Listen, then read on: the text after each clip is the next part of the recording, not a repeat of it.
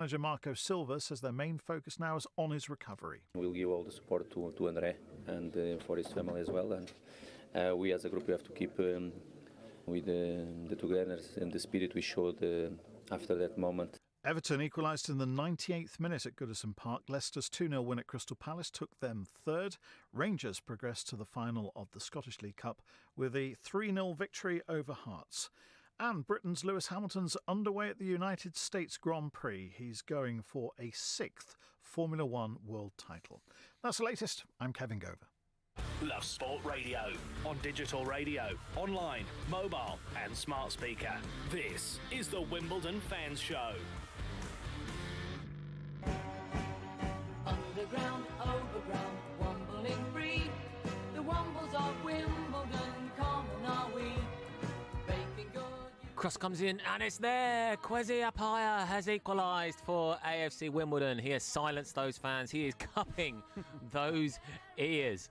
It is the AFC Wimbledon Fan Show on Love Sport. Me, Matt Beadle, joined by Kevin Boris of the 9 Years podcast. Kevin, you've been a busy man today. I have. Yeah, we the 9 Years podcast were invited back to film or live stream on YouTube the Don's Trust Board elections for this year, the hustings. So myself and Nick Draper, we interviewed all 8 candidates. You get 20 minutes each, tailored questions. We had questions from Don's Trust members that sent in before. We have questions from the live audience. We have a kind of a game with them where we were formed in 1889. In fact, 130 years and 1 day ago, the club was formed, and so we have 89 seconds of questions, or rapid-fire questions. They're kind of daft. And we have our favourite bit, which is the anagram of the candidate's name. But basically, it's a good way for the Don's Trust members, of which there's 3,000 plus. They get to not only just read their manifestos, but they actually get to hear them in action. They see them in action. Because if you're being elected to represent 3,000 people, you're likely to be, maybe you have to go to a Supporters Direct meeting or you go to an FA meeting or something. You're going to represent the fans. So you need to be put under a bit of pressure. So we kind of ask them quite searching questions at some points and just hope they react and they give a good account of themselves, which all 8 of them did, has to be said. Okay, well, we're going to come on to that in slightly more depth a bit later on in the show. Of course, if you are listening in, don't forget that you can watch Kevin live on YouTube. Yes. A cleanly shaven Kevin Boris, by the way. Is that purposefully because you know that you're going to be live in HD, sparkling HD? I hope I'm not in HD. No? No, it wasn't. I intend to trim it. I have... there was a kind of a request, and slight request, and I trimmed it as what I thought, and then I kind of lost concentration while cutting it, and I hacked a bit off. It's actually quite painful. Ended up with both of my sons they both have beards. Both of my sons with their beard trimmers working on either side, evening it up. So I now have no beard, but it's very, very short. So you should hand that razor to a certain George Jones and just have him get rid of those bits and pieces he's got around his face. Yeah, he's cultivating it. It's like he's a human allotment. It'd be like going to his allotment and ripping out his courgettes. Has he got courgettes? I'd imagine if he had anything at all, it'd be courgettes. Right, okay, wonderful. Well, like I said, this is the AFC Wimbledon Fan Show. If you didn't realise already, that is the voice of Kevin Boris. Hello. And if you'd like to talk to Kevin, you can. It's very easy to do so. 0208 70 20 558. You can WhatsApp us on that number as well, or tweet us at Love Sport Radio. Before we move on to the Don's Trust Board elections, which you've just spoken about, Kevin, we must reflect on the 1-1 draw with Lincoln City yesterday. Kwesi Appiah, as I mentioned at the top of the show, getting that late equaliser to deny Lincoln a first away win since August. Yes. What was the game like? I try not to talk in cliches. I hope whatever you think of me on the radio, I hope you realise I really make an effort to not talking football cliches. Okay. But yesterday was a game of two halves. It really was. I couldn't think. I was trying to think of any other way of a game of separate periods, but it wasn't. Lincoln dominated the first half, only scored once. We completely dominated the second half, only scored once. Draw's fair. Yeah, I think I absolutely settled for a draw. The highlight of that game was Terrell Thomas, who was superb in defence. I saw a couple of things on Facebook where people were saying a lot of the time he's very good because he makes up for his own mistakes, but I think that's a bit harsh. He was excellent yesterday. Lincoln If you'd have asked me before the kick-off, who's Lincoln's two main men, to me that would have been George Grant and Tyler Walker. George Grant was completely anonymous. I forgot he's on the pitch until he went off after about an hour. Tyler Walker had about 2 shots. So, but they had some other players. Jack Payne scored against us last year for Bradford, scored for them yesterday. Defensively, Jason Shackle is probably a championship player still, but he was excellent. Keeper made a couple of good saves. But it was just an even game. I mean, I wouldn't. I'm not a betting person. Not trying to be sexist. I'm not a betting person. We're talking about betting on the AFC Women Fan Show. No, I'm not. I'm saying I'm not. I'm kidding, mate. No. I would put money on, if I was that person, that Wimbledon and Lincoln finish within 5 points of each other end of the season. We're pretty even. The only issue with them is they do play good football when they can be bothered, but they spend so much time lying on the ground. And just the dark arts. Lincoln have mastered the dark arts. The Cowley brothers are kind of held up as being what a great pair of blokes. Yeah, they're lovely blokes. But they really have schooled Lincoln in the dark arts of shirt tugging and then falling over, elbowing a player and then falling over. Michael Appleton has come in. I presume Appleton got that job because he was happy to continue that. Another manager might have gone in and said, no, I don't want to do that. I want to play better football, like whatever. But yeah, Lincoln are the new Wickham for me. Wickham have stopped falling over. If you could see Matt's face now, it'd be great.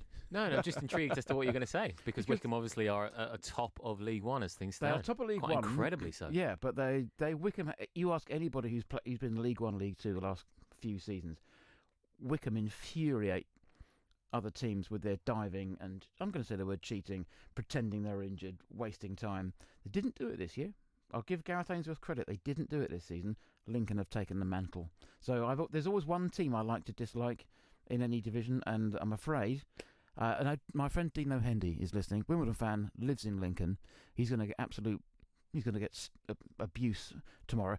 He's a drummer, so he may not be going to. He doesn't go to an office, but if he's recording tomorrow, he'll get some stick tomorrow. Because I'm going to say Lincoln are the new Wickham, and I'm not impressed with their tactics whatsoever. But when they played football, they were pretty good. Dino Hendy. Well, if you're listening, Dino, get in touch. He is listening. 70 20 558. Well, great. Perhaps he can play us a little ditty with the drums as he comes on air. Well, I'll ask him. He's just messaged me. So yes, cheers, Dino. Perfect. I'm not going to read out what he said. Well, it is funny as well, isn't it? Because when you look at that run of Lincoln, still without an away win since August. I mean, that came during a 3 successive winning streak at the start of the season. It's 8 games now without a win on the road. I mean, you say that Wimbledon did deserve the draw. Yep. You mentioned the 2 goalkeepers as well, of course. Was it a tale of 2 keepers in a sense? Not particularly. It was a tale of. I mean, Josh Vickers, a great save from Mitch Pinnock, of course. Yeah. A bit later on, and Nathan Trott, we know, is highly rated. Nathan Trott made probably 3 or 4 good saves. I'd say Vickers made 3. But no, it wasn't really a tale of good keepers. It was probably a tale of defences being on top. The Shackle was excellent. I can't remember the name of the player that was alongside him. I've lost count with. I've been so tired after today. But Shackle and his defensive colleagues were very, very good. Paul Callenby was excellent. Terrell Thomas was fantastic. Ryan Delaney went off just after half-time. Luke O'Neill came on. He's normally a right back or right wing back. Played him on the right side of a 3 centre halves. He was excellent. So Pivotal sub, by the way, because he obviously delivered the goal. cross. All 3 of Kwesi Appiah's goals this season have been from headers from Luke O'Neill crosses. It's the new Morata and Azpilicueta.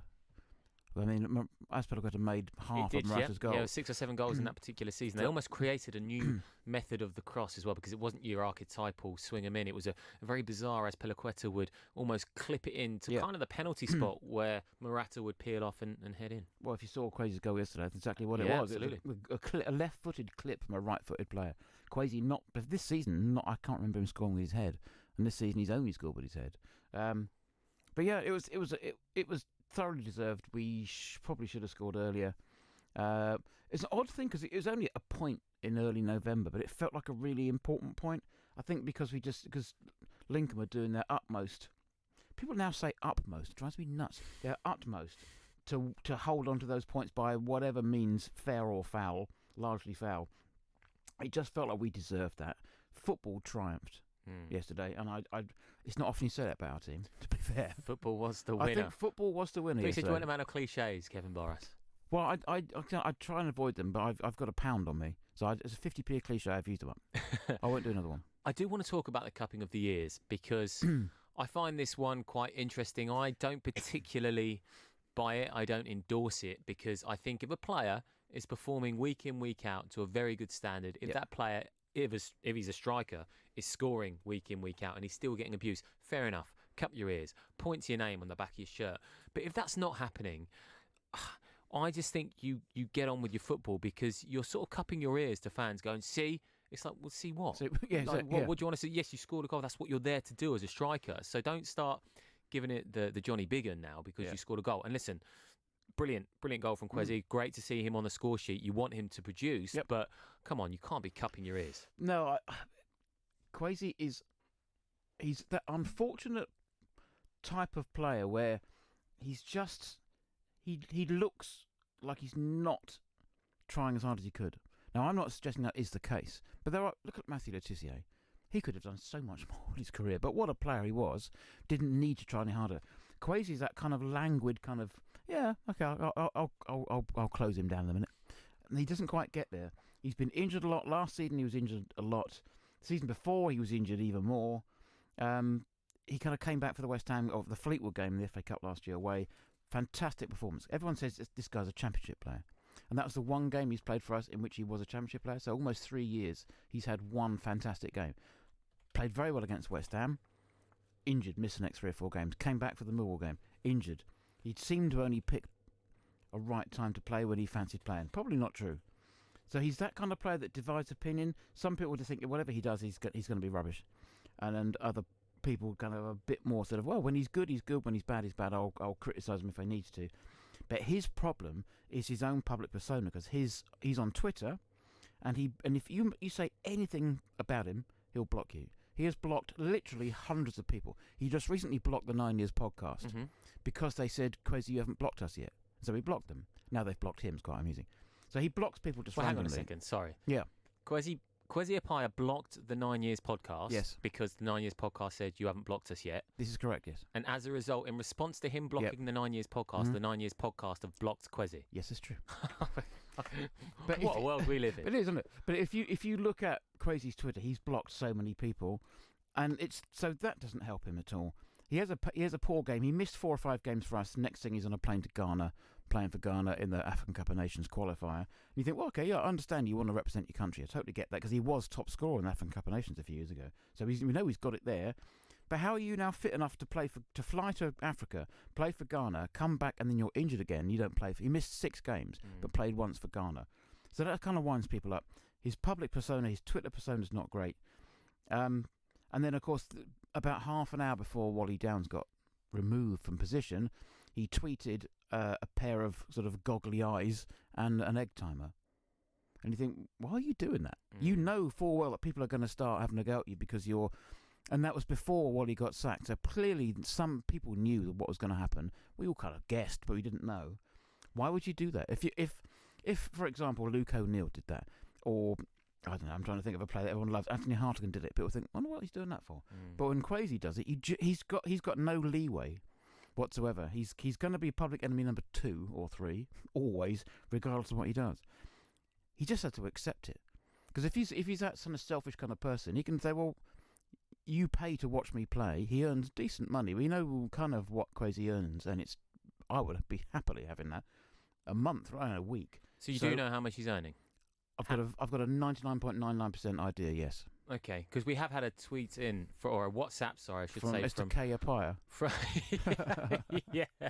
It's got his bank statement there. Yeah. No, from Mod Womble, who tends to WhatsApp in these days. He said, Appiah scores but still not the hero. Anyone bagging the wages that he suggested a week from us needs to perform well week in, week out. That's fair enough. I've also been corrected by Mark Hendricks. I'm not aware of this, so it is my apology, Mark. I'm sure you're going to revel in that apology, but he has said the fact that Saturday's match feels like a win is because previously we would have folded and lost. However, he said Kwesi cupped his ears at the away fans. I was not aware of that. I did think it was towards the home fans. I'm not sure. So where I stand, I haven't seen that far corner in 17 years. I've only seen it on the Quest highlights. I thought he was cupping his ears towards the home fans too. I've got to be honest, having seen that, because Scott Wagstaff made a shushing gesture at the Lincoln fans. Lincoln fans were apparently throwing stuff at Wags as he was going up and down the wing. Also threw stuff at Paul Osu in the first half. So no racism, They're just chucking stuff at people. That's football supporters giving players abuse. It is, yeah. So you give it back when you've made the goal. Kwesi wasn't getting abuse from the Lincoln fans. He's only on the pitch 9 minutes, and at which time he touched the ball once. So Kwesi on the pitch 9 minutes did 2 things: 1 foul, 1 goal. So I don't know if he's cupping his at the Lincoln fans. I'm not quite sure why. I also thought I'm not suggesting Mark is right and you're wrong, whatever. But I'm with you on this one. I think he was cupping his ears at our fans. It appeared to be because that's where he gets a lot of stick from that behind that goal.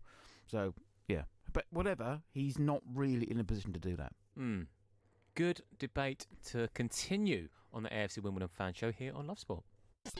Giving your team a voice. Love Sport Radio. Can you save money on your car insurance? Chris did with a little help from a spokesmansaid.com. Getting real people, real savings. I'm Chris from Leicestershire, a truck driver. I went on a spokesman's set, which was very straightforward and easy to use for an old git like myself, and saved over £300 on my car insurance. Find quotes from over 100 leading insurance providers at a spokesmansaid.com. Fighting for you, saving you money. If you're driving on a motorway and you see a red X sign overhead, you need to change lanes safely. Driving in a red X lane is an offence. Red X's are there for a reason, to protect you and others from danger. The lane may be blocked by a broken down vehicle or road workers, or the lane may be needed for the emergency services. So if you see a red X, change lanes safely. Highways England, connecting the country. My mum and dad say that I don't need lots of sugar. I'm sweet enough already. So we used the Change for Life food scanner app to find out how much sugar is in our food and drink. It's surprising how much we found. So I put my detective hat on to find the healthier choices. Woohoo! Found one, Mum! You can be food smart too. Download the free Change for Life food scanner app today. Driving too close to the car in front gives you less time to react. You may not realise that you're tailgating. Leave a 2-second gap between you and the vehicle in front. When it's wet, leave a 4-second gap. By staying back, you give yourself time to react. Stay safe. Stay back. Highways England, connecting the country. Love Sport. I think all the subs that came on, and they have done in recent games, the subs that come on, they've been fantastic. I mean, Luke O'Neill's put the cross in, and Kwesi's obviously finished it. And I thought Shane come on and made a difference as well. So, we're saying it's a squad game. We've got to start the 11. We can only put 3 on. But, they've got to be ready. Anthony Arndigan started again, hasn't played for a while, but come in and said, so people are getting opportunities, and we're obviously looking to keep the shirt. So, it's a nice problem to have, but everyone played their part.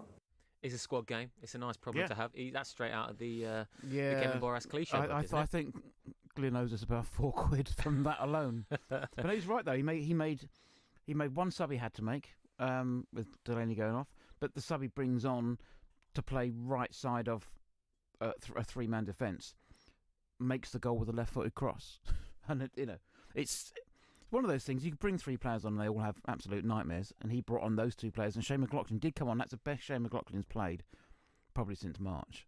He's one of those players again that just kind of played well the first 2 games he played and then didn't. I'm not going to go into that. But yeah, that was a good performance. I mean, you bring 3 subs on and they all make a difference. It's the kind of thing that a manager in his second game or his first game as permanent manager gets right, and a manager going through a bad spell gets wrong. It's just luck, isn't it? And that was his first game as well as permanent manager. So the show is officially on the road now. It's official. It is, yeah. I mean, we're all of a certain age, those of a certain age who remember seeing Glyn's first game as a 17-year-old in October 1980 against York City. Were you there? I certainly was, yeah. Wally Down's first game also against York City in May 79. So I'm old enough to see both those players. And they're now 57 and 58, both grandparents. And it makes you feel very old. Makes you feel very old. It does, yeah. Well, not you. You're much younger than me. But Glyn is one of those players. Everyone admired Wally as a player because he didn't have a huge amount of talent but worked really hard. So you kind of admire Wally Downs as a player, but you love Glyn Hodges as a player because he just had that extra bit of skill, and I don't know what it was about him. He's great on the ball, fantastic. He's one of those left-footed players. Right-footed players don't play like left-footed players. It's like a different type of leg somehow. But he was just a fantastic player. Played for Wales, and was just a great player for us. Left before the season before the cup run. Left in '87. My first, just sorry to very quickly interject, my first memories of Glyn Hodges are that first season in the Premier League. That was the first time I really saw him when he was at Sheffield United, and scored some great goals. Scored a good lob over the head of Peter Schmeichel. I can recall, I think it was the 5th round of the FA Cup for Sheffield United against Manchester United. And he scored a great goal on either the penultimate or the last day of the season at the City Ground against Forest, which ultimately sent them down. So yes, he had that wand of a left foot, like you said, just offered something a little different. Yes, in terms of your foot, to a right-footed player, but you could just tell there was something slightly different about him. There was, and if he can bring that kind of flair to his management skills, it'll be great. And he's got a fantastic CV. I mean, people talk about CVs now. If you look at this Glyn Hodges coaching CV, it's fantastic. Manchester City, with Wales, Stoke, I think Fulham, QPR, as you said, Nottingham Forest, Barnsley, much bigger clubs than we are. So he's taken a real step down, really. Maybe he wouldn't have come for any other club. He still lives in the north, so his wife and kids and his grandkids up there. So it's a big thing for him to rent himself away, and he did that to be with Wally, to be Wally's assistant. So when Wally left, I would have put my house on, again not gambling, on him going with him, because I think they came as a package, and they haven't. And I don't know what the club have done. Whoever, I presume Joe Palmer, has done a great job in keeping Glyn, because I just thought, well, he's going to go as well. I'd have to get a new manager in. But he's a popular person.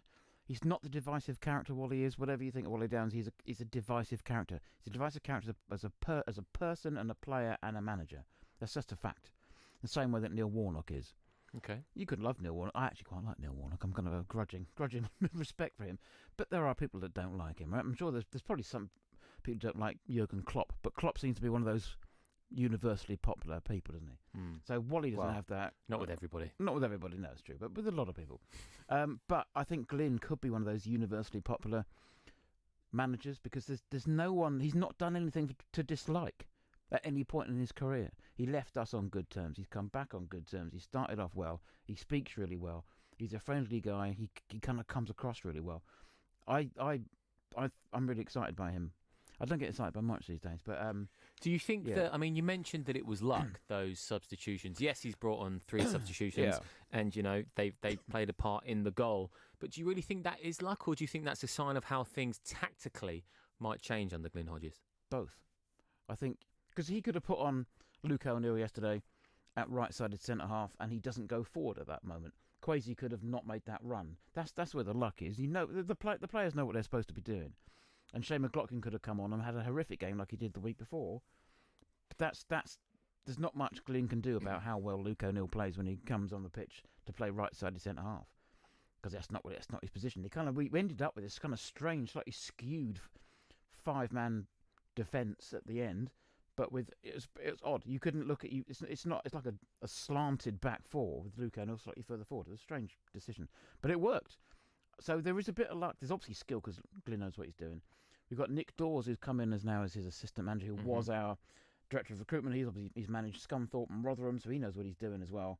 Between them, they were plotting for some time. I stand quite near the dugout, and they were talking for quite some time about, so pointing at things, looking at paper, looking at other things, talking to players, talking to Paul Ryan, and it just seemed that they were planning something, and it worked. But just as simply, that could have not have worked. So that's where the luck comes into it. But yeah, making those subs was not let's quickly get him on. They were planning that. So great. I actually don't care whether it was luck or not, because we got a deserved point, and it got us out the bottom 3.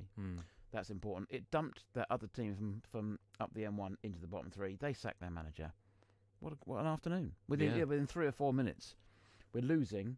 And then they lose, we win, their manager gets sacked, and everything's kind of like, well, that's not a bad Saturday evening. Happy days. We've had another WhatsApp in from Mod Womble, who did say that the creative spark of Max Sanders was missed yesterday. He's actually said that he believes that Sanders, obviously on loan from Brighton, is the better loan signing than Marcus Forss from Brentford. Would you agree? It's 3 games without a goal now. George Jones's prediction of Marcus Forss hitting double figures before the year is out, slightly under threat. It looks like he'll still get there. I think he'll do that. That's a good point. I think they are...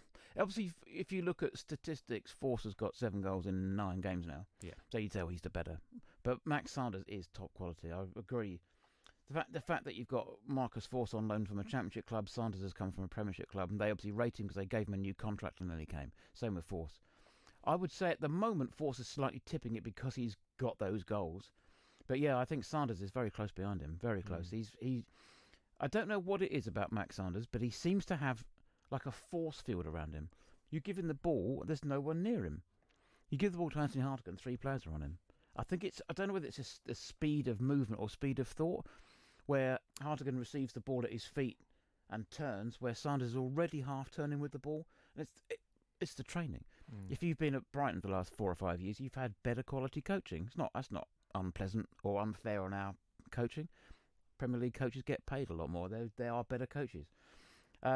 So I would not disagree with him, but I think at the moment it's Marcus Force is just tipping the balance for the goals.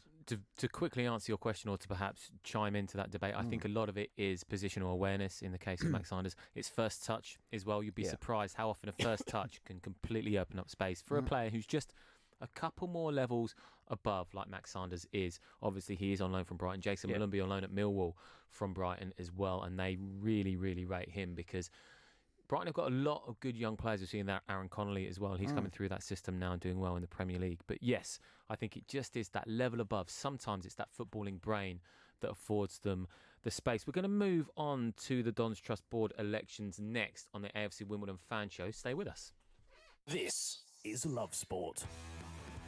Love Sport Breakfast with Richard Lee and Patrick Christys. What I loved about that whole incident, don't consider apologising, just make it known that, no, actually, I'm right. We should be spying on each other. Yeah. And then you kind of question yourself, like, maybe he's right. We should be out there doing really bad things. I don't know. There's some life advice there from Richard Lee. You know what? Just do it. Just whatever's going on in your head now, just do it. Just do it. What's the worst that could happen? Take the Bielsa line. That's what I say. Can you imagine, though, like being Leeds' press officer? Because obviously Bielsa is crackers. Yeah. Is he like, oh, I've got a press conference.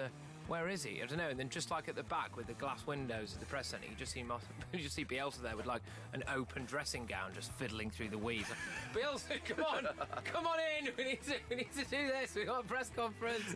It's fine. She can look after the dogs. It's fine. Leave them there. What a guy. Weekdays from 6 a.m.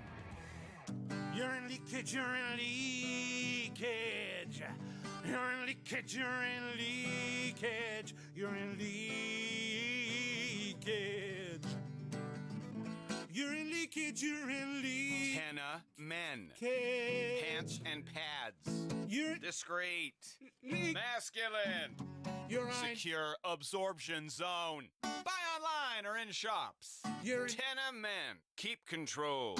Urine? No. Making small changes to your lifestyle could improve your chances of staying healthier longer. Start now by taking our free How Are You quiz. Just search 1U. How are you? How are you really? Modern life can be busy, and sometimes it's easier to look after others before looking after yourself. But there's only 1U. And making small changes to your lifestyle now could improve your chances of staying healthier longer. So take the first step to a healthier you with our free How Are You quiz. See how you score and get personalised tips and support. From how to eat a little healthier to turning a 10-minute walk into exercise. Just search 1U. You probably think you're pretty good at multitasking behind the wheel. I mean, you have to multitask to drive. So what's wrong with checking your phone? The thing is, your brain simply doesn't work. Even a quick look at a message or firing off a quick reply affects your concentration and makes you less able to react to hazards. If you use a mobile phone while driving, you're 4 times more likely to crash. Think. Put your phone away. As a busy mum, you're juggling loads of things. And when your kids are ill, you just want to help them feel better. But you don't always need antibiotics to help them get better. For things like sore throats, coughs and colds, you can get advice from your local pharmacy. And you don't need an appointment. To find your nearest pharmacy, search NHS Choices. This is Love Sport. It's the AFC Wimbledon fan show on Love Sport. Me, Matt Beadle, here with Kevin Boras of the 9 Years podcast. We're with you through to 9 p.m. this evening, so about 29 minutes to go.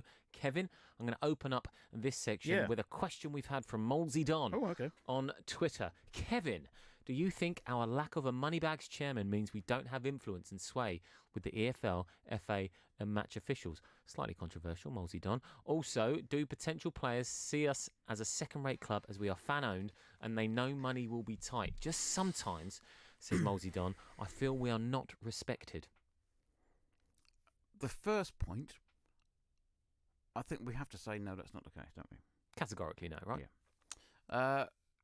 And move on from the question. I understand the motive of the question, but I don't think we can say that. The second part of the question is yeah, probably.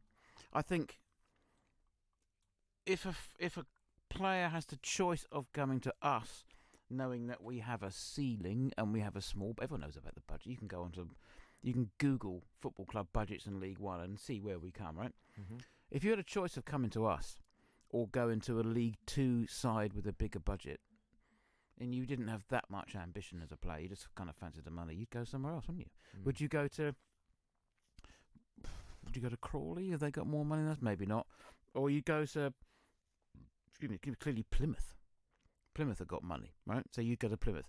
Plymouth is a cheaper place to live. So if you're from Scotland, kind of Plymouth have quite a few Scottish players who did do. If you're playing in the Scottish Championship, Plymouth come in for you, Wimbledon come in for you. Where are you going to go?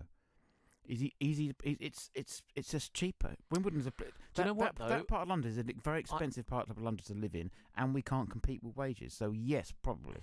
But it is in London. Plymouth is most definitely not. No. Plymouth, as things stand, are in League Two. Yes, they AFC are. Wimbledon are in League One. Like you said, it is all about motive, and players do have to factor this in now. They have to factor in where they are in their career, family commitments, how many kids they've got. They have to look at schooling, and they do have to look at money. You are correct. But ultimately, for a lot of footballers, especially younger footballers, it is about getting as high up in the game as you possibly can. And I think as soon as you can, yeah. And as soon as you can. And the lure of London, regardless of where Wimbledon is in London, in terms of that more affluent area, I suppose, I think that the bright lights of the big smoke would be more of a draw than Plymouth for some footballers. I think it would, but if you look at some of the players that Plymouth have got in, you look at Danny Mayer because he went with Ryan Lowe, right? Mm-hmm. Danny Mayer, I think, is one of the better players in the lower two divisions. He had the chance to come to a couple of League One clubs. He had a chance to go to Ipswich, apparently, and chose to go to Plymouth. Maybe because he's happy with Ryan Lowe and three of the other Bury players came with him. But really, he's still playing in League Two. He's easy to I've seen him play 10, 15 times, and he's a championship player with at least. And he's chosen to go to Plymouth. There are players who choose to go to smaller clubs or lower clubs, or we've lost out to clubs in the Conference or National League before because we can't afford to pay their wages. And if you're buying a house, you want to buy a house. If you've got 200 grand to spend on a house, right? You could buy a nice house in Plymouth, in Wimbledon or any of that sort of area within like an hour of the training ground. You might be able to buy a 1-bedroom flat. And people, as I said, if they've got kids, then why would you want to have a small flat when you could have a nicer house, maybe a nicer lifestyle? I get it. Football, people forget that footballers are human, and I think once people kind of realised that with us when Danny Kedwell left us and went to Gillingham because he wanted to take his kid to school. And he had to get up so early in the morning to go from Medway towns where he lived, or Rochester, I think he lived in Rainham, to go from Rainham to New Malden for training. He couldn't take his kid to school, and his kid was about to start school, and he wanted to do it himself. Because that's a human being's thing. Take your kid to school, lovely. Now his kid's a lot older, he doesn't do it, he's obviously playing for Havant and Waterlooville. So I think people just thought, I would do that. Put yourself in their position, what would you do? So it's difficult, and I understand that most of us who are watching football would love to play football for a living, be paid for it, but to some of them it is their job. So I think players do look at us and think, they're fan known, they won't have enough money, I'll go somewhere else. But the other ones might think, well, they haven't got that much money, maybe they'll pay me as much as they can and put me in the shop window, and they're a well-known club and people that were on TV a fair bit, and I'll get noticed and sold. And maybe that's the way to go. But I think it's a very good question. Very good question. Thank you for that, Molesy Don. A very, very good I question. don't know whether I answered it or not, but I think the answer. I think there or thereabouts you got there, because actually part 2, yes, is the answer. And conversely, when a player is also coming to the end of his career as well, that's where a decision has to be made. And you meet a lot of footballers who are in their 30s and they go, do you know what? I know it's my last contract, so this is not about football whatsoever. Spoken to a lot of footballers who have said that. Not about football. It is all about money. And fair play to them, because the career finishes on average, at the age of 35, between the age of 33, 35. Russell Martin, of course, 33. He's taken a job today for a certain club who sacked their manager yesterday. So, times are certainly changing nowadays. Right, we are going to move on, my friend, to the Don's Trust Board elections. Like you said, you're a bit worn out today. It's been quite the busy one. Quite a busy day. So Nick Draper and I, we interviewed all 8 candidates for the 5 positions on the Don's Trust Board. Our colleague Mark Hendricks did the filming and was involved in the sound, and basically Mark does all the technical stuff. The production man. He was the production director. And then George Jones, who obviously you've been on the show many, many times now, which is why I'm on tonight. You give him a rest. So we've rested George. It's like a rotus. It's a squad system. Any cake, by the way? Did Mark provide any cake for the masses? No, did you eat it last time? Apparently I did, yeah. Okay, was it good? German apple German cake. apple cake, yeah. It's Apfelkuchen. Excuse me? Apfelkuchen, I believe. Would you call me? I was just remarking on the cake. I've called you other things before. And then George was on the questions. Normally Stuart Deakins is on as well, but Stuart is ill, but he was well enough to play FIFA at 5 o'clock this morning and send us pictures of him scoring a goal. I mean, I don't know how ill that is. So George is on the questions, and we had 8 candidates come in. There's 5 places up for grabs. And there were 2 existing board members who were restanding, Jane Lonsdale and Mark Davis, who's the current chairman. Edward Leake was also standing. He's been co-opted onto the board. He's an accountant, and all the accountants got voted off last time. So there's him as well. Tim Hillier, who was on the board until the last time, he's restanding again, and 4 new candidates who hadn't stood before. So Mark Sturgis was one of those people who phones in regular. He does, from Bognor. So Mark from Bognor, and we had Anne Williams, and we had Graham Stacey, and Dennis Lowndes, who has stood before but hasn't. I don't think he's been on the board. But Dennis is very heavily involved in the ladies' team, who won 2-1 today in the against Brislington. I had never heard of that place. It's near Bristol. Okay. So well done to the ladies. So we tailored questions. The similar kind of questions for all of them, which is what do you do? What do you bring to the table? This metaphorical table. And how will you change the Don's Trust for the better? But we're asking different questions. And then we have members have had about a month now to send in questions to ask, and then during the course of the programme, which is broadcast live on YouTube, people can then write in with their own questions. There's some interesting questions, some very pointed questions. Some were just general, some were pointed at particular people. So members have sent in questions to you over a period of time at specific people that they want to ask those questions to. If it's general, just say it's a general question. If you want to ask a specific question to a specific person, you can. Nice. And thorough. Yeah. Some of them did. So currently, those videos are available on YouTube, but as 2 big sessions before lunch and after lunch. We didn't film the lunch, but that was a bit much.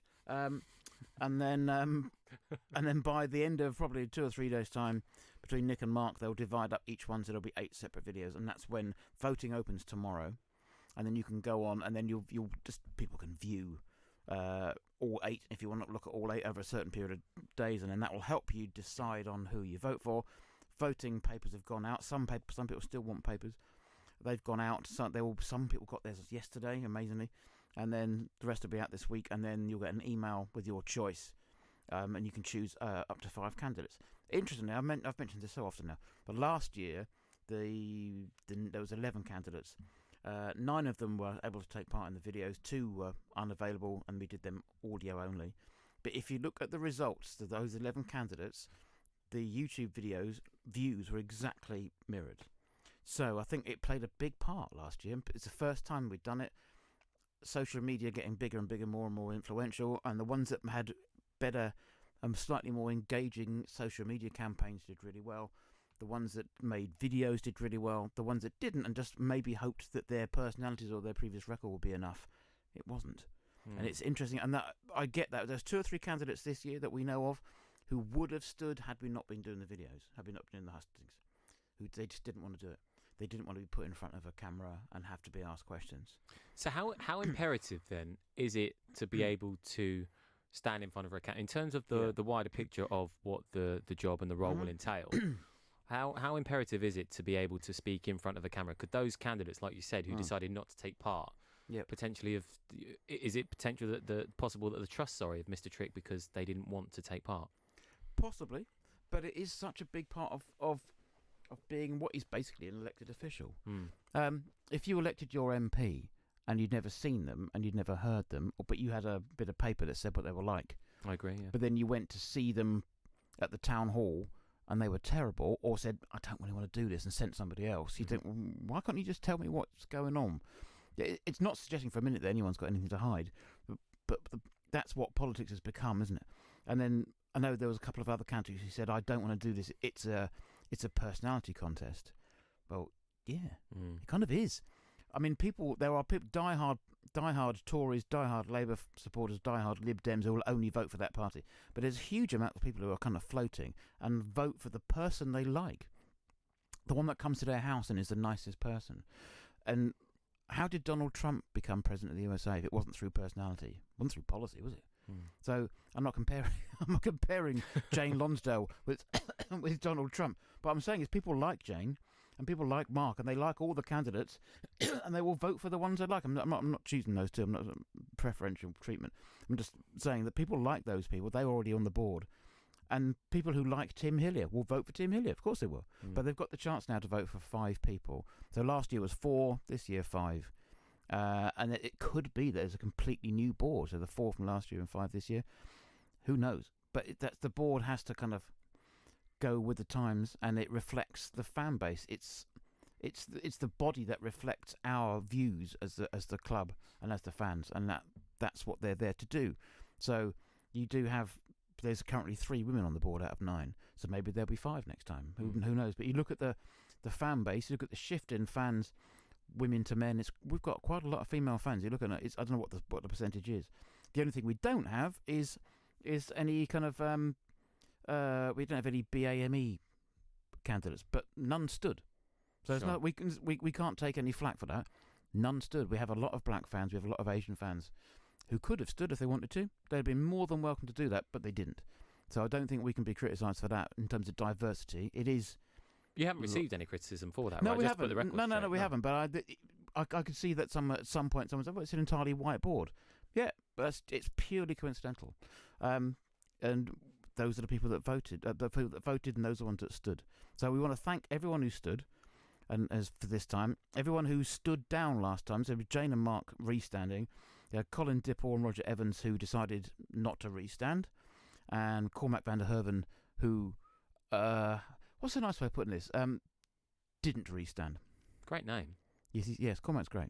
Not many board members did you see him being crowd surfing at Southend.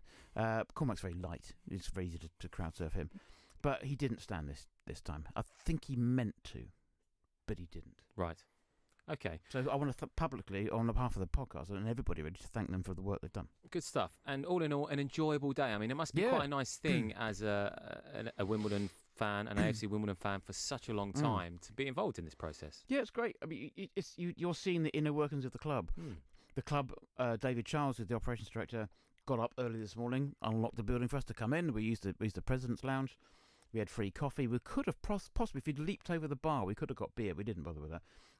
But it's just a good thing to do. John Dolan from the working group, he was there for the whole day as well. He was showing people in. So we had a holding room. The boardrooms use a holding room so people can sit down and listen to what's going on. Obviously, they can watch what's going on. So it's a proper club thing.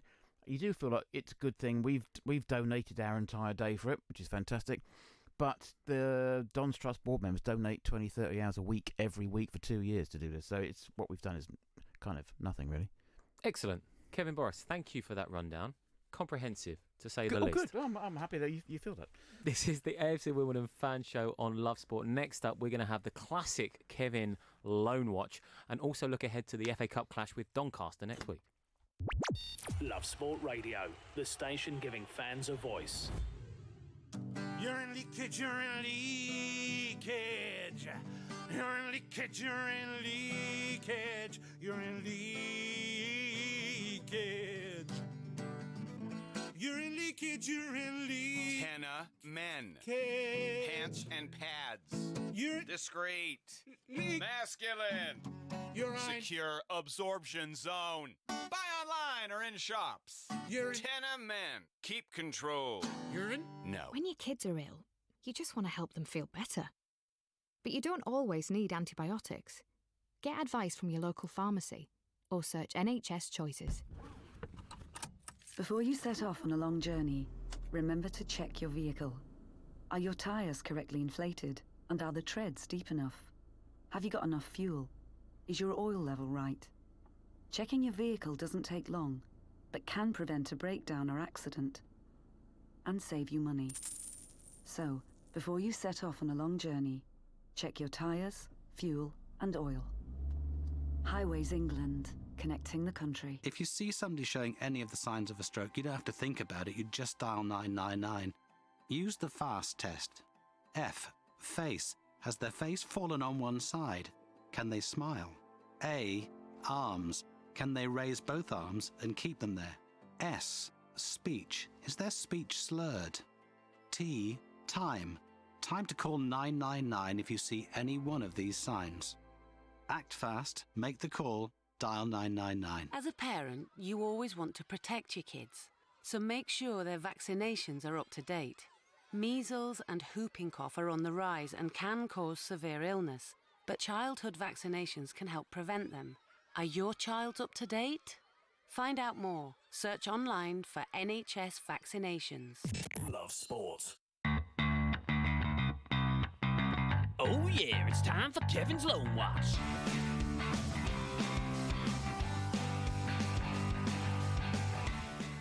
Crikey, there it is. It is time for Yeah, I love it. Kevin's Loan Watch Yeah. on the AFC Wimbledon Fan Show on Love Sport. We've got about 9 minutes left. Kevin, Loan Watch, go for it. Yeah, well, two of them are back.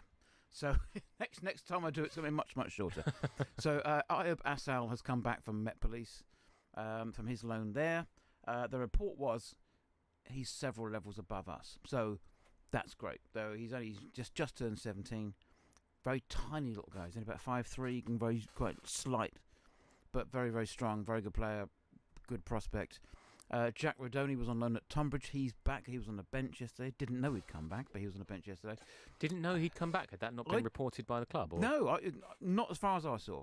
First time I known he was back was when I thought, was he running up and down the touchline? And he was back. So but he did very well there. Tommy Wood has had his loan at Leatherhead extended. I think he scored 7 or 8 goals already. So he'll be there for an extra month. And Zach Robinson and Ruben Collins are still at Basingstoke. But the good thing was that the 4 of those came back for the Youth Cup match on Tuesday, because they can still play for us in the cup games. So they've done very well. They've come back, and from people I know who've seen them play, they look bigger and better and stronger for the loan. So it's working out really well. And talking of the under-18s, they beat Leyton Orient 5-0 in the Youth Cup on Tuesday in front of a good crowd at Kingsmeadow, and yesterday they beat them 10-0 in the league. So under-18s doing very, very well. Obviously, that path from the under-18s to our first team is very, very. It's a short path. You can divert and go off and not make it. But they look at the likes of Paul Osu and Paul Callenby and Jack Madeline and Jack Rodoni now, and they just see that path is there. If you're at Arsenal and you're 17 years old, unless you're Emile Smith-Rowe, you're not gonna. You might play occasional, Europa League game. You're not going to get in the side. But with us, you can see the players they've worked with last year are in the first team, playing away at the Stadium of Light.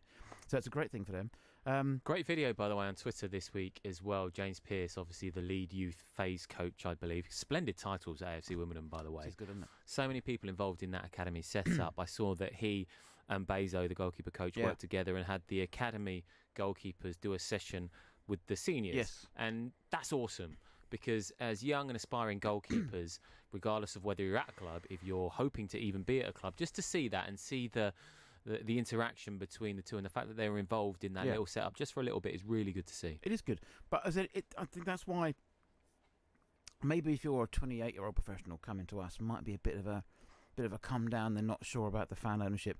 But if you're 14 and you've got the chance of going to Arsenal, Tottenham or us, a lot of them will choose to come to us because they can see that path. It's simple. You do well, you play well, you get to 16, 17 years old, Hull might come and buy you. We've lost 2 goalkeepers to Hull.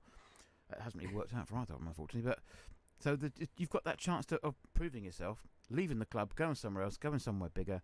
Or you go out on loan and play good quality football in the lower divisions, in lower league football, in the Ryman Premier League or the Southern League or wherever.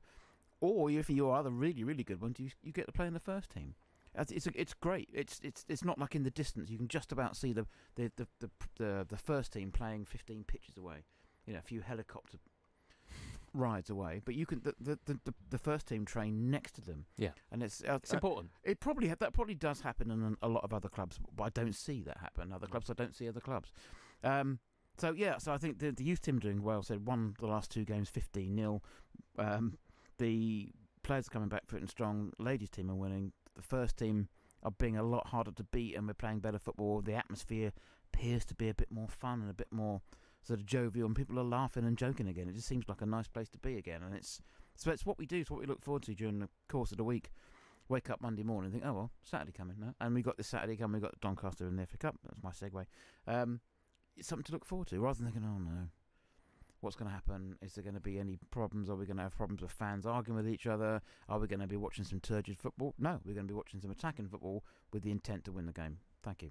Absolutely. Done. And it is the FA Cup, like you said, with Doncaster this Saturday. Now, we had a caller on the League One post-match fan show. So it's a catchy title that on Saturday it's evenings very good, isn't it? Here on Love Sport from Scunthorpe, who was quite scathing of the FA Cup and said he had no interest in going to Scunthorpe's game. I think they've got Crawley, which on one aspect I can understand. It's a fellow League Two side that you're playing. It's a pretty dull fixture. You want to just kind of get out of that relegation zone. It's not a relegation zone, but a relegation scrap. Only one team, of course, going down from League Two this season. But it is Doncaster. It is a fellow League One side. They came from behind twice yesterday to draw with Burton. You yourself, as the FA Cup, do you buy into the magic? Do you enjoy it? Magic, I think that probably went out with Christmas. But I still look forward to the FA Cup. I mean, look at last year. We had Haringey away in the first round, live on the TV.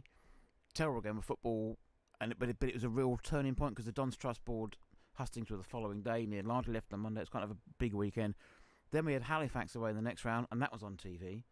And then we had Fleetwood away, which is a fantastic performance. It's one of the best performances as AFC Wimbledon so far. That was fantastic. And then, of course, we had West Ham when we won that game. And it was incredible run of games on TV. Yeah. And then Millwall, which was a bit of a disappointment. But that was a fantastic...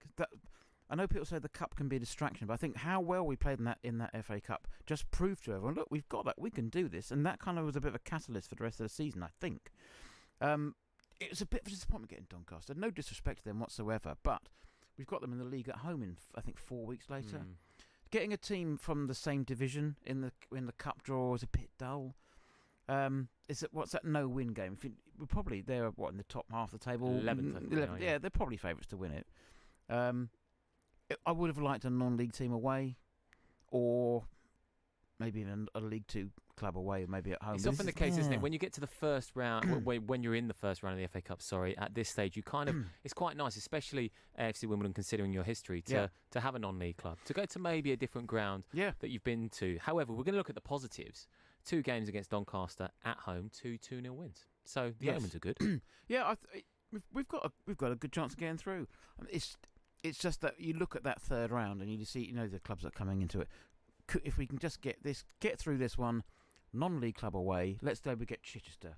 They're a bye in the last round. I can't remember who they got now. You get Chichester or you get Maidstone, or again, respect Maidstone, or whether you get Ebbsfleet, which that's the draw I really wanted. And then you hopefully beat them. You get a third round tie. Can you get Man United away? Can you get Man City away? Because it's money, right? All we're looking at is money. We're not going to win the FA Cup. We're not going to get the semi-finals. 5th round last year was great, but you want to make some money out of it. That kind of, and if it's a third round, you can use that money during the January transfer window. If you only get the glamorous draw in the 4th round, like we did this year for West Ham, you've only got 4 days to spend the money. The money doesn't even come through. So if you get it in the 3rd round, you've got best part of 4 weeks to spend it on on the squad, which could be the difference between staying up and not. So I would get through this one. Non-league team away. I've had the same dream about 4 or 5 times. It's really odd. But I'm sitting. Are we delving into Kevin Boris's dreams? This is a good Crikey. one. Where I'm sitting behind the goal of a Premier League ground. The team we're playing are playing in red and white. I've had that dream about 4 times. It could be Stoke, could be Southampton, could be Sunderland. Probably it's a bit boring. Well, perhaps it's just Doncaster Sheffield Rovers United. there in your subconscious, mate. Oh, maybe. But I've had this about 3 or 4 years. I keep thinking we're going to get a red and white striped team away. Okay. It's probably going to be Stoke, isn't it? Probably. Yeah. Yes, on that note, we're going to finish because your good friend Dean, I believe, has been in touch. He says, I completely agree with Mr. Boris. Lincoln are the new Wickham, and I think they are going to really struggle now to the end of the season. Brackets, I hope. Little PS, if you want me to play on the show, contact my management. Thank you. Of course, I Dean forgot he has Hendo. management. Ah, there we He go. does, yeah. Kevin, it's been nothing but a pleasure, boss. Thank you. Cheers, Matt. This has been the AFC Wimbledon Fan Show. We will be back next Sunday at 8 p.m. with all the reaction from the FA Cup first round clash with Doncaster. See you then. Where there's map of the world, pick up the papers and take it to Tobermory.